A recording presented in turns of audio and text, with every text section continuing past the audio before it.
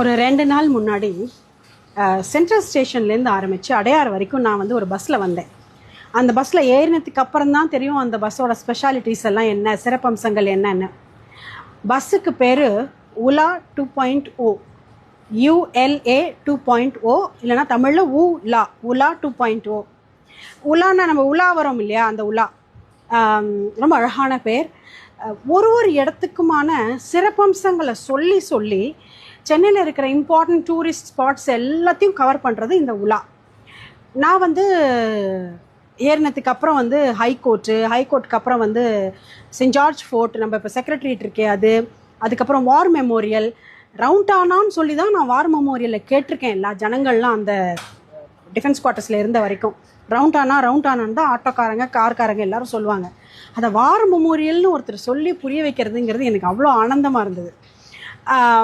அங்கே அதுக்கப்புறமா Napier fridge அதனுடைய சிறப்பம்சம், அதுக்கப்புறம் மெரினா பீச்சு, கண்ணகி சிலை, இப்படி ஒன்றொன்றுத்துக்குமான சிறப்புகளை தமிழ்லையும் இங்கிலீஷ்லேயும் கிறிஸ்பாகவும் கிளியராகவும் ரொம்ப அழகாக அந்த மைக்கில் எடுத்து சொல்லி, இட்ஸ் அ ரெக்கார்டட் வாய்ஸ், அழகாக எடுத்து சொல்லி ஒரு இடமா அங்கே ஒரு நிமிஷம் நிறுத்தி அதுக்கப்புறம் பஸ் போகிறது. உங்களுக்கு இப்போ ஃபார் எக்ஸாம்பிள் மெரினா பீச்சில் இறங்கி போய் பீச்சில் ஒரு 1 hour இருந்துட்டு வரணும்னு இருந்தாக்கா இந்த உலா பஸ்ஸுலேருந்து டிக்கெட்டோடு இறங்கிட்டு அடுத்த உலா பஸ்ஸில் ஏறிக்கலாம். இப்படி பஸ் டு பஸ் மாறுறதுக்கு மொத்தமாக நீங்கள் 100 ரூபா கொடுத்தா போகிறோம். 100 ரூபாய்க்கு ஒரு டிக்கெட் வாங்கிட்டீங்கன்னா, ஃபார் எக்ஸாம்பிள் சென்ட்ரலில் ஏறுறீங்க, இல்லை கிண்டியில் ஏறுறீங்க, அடையாரில் ஏறுறீங்கன்னா 100 ரூபாய்க்கு ஏறின இடத்துல டிக்கெட் வாங்கிட்டு நீங்கள் எங்கே இறங்கினாலுமே 4 ஸ்டாப்பிங் ஆனாலும் இறங்கிட்டு திருப்பியும் அரை மணி நேரத்துக்கு ஒருத்தர் தான் உலா பஸ் வருதே, அடுத்த உலா பஸ்ஸில் நீங்கள் ஏறும்பொழுது அதே டிக்கெட்டை காமிச்சிட்டு உங்கள் ஜேர்னியை கம்ப்ளீட் பண்ணிக்கலாம். நான் என்ன சொல்கிறேன்னா, இந்த சம்மர் இப்போ சிபிஎஸ்சிலலாம் எக்ஸாம்ஸ் எல்லாம் முடிஞ்சு போச்சு.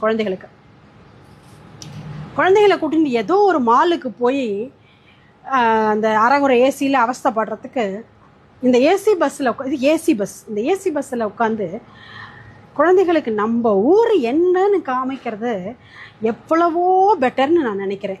கிராமப்புறங்கள்லேருந்தும் மற்ற ஊர்கள், கோயம்புத்தூர், திருச்சி, தஞ்சாவூர், கும்பகோணம், மாயவரம், இந்த மாதிரி ஊர்கள்லேருந்து, பரமக்குடி, இந்த மாதிரி ஊர்கள்லேருந்து வரவா எல்லாம் கூட சென்னைக்கு லீவுக்கு வரவா கண்டிப்பாக இந்த பஸ்ஸை உபயோகப்படுத்திக்கோங்க.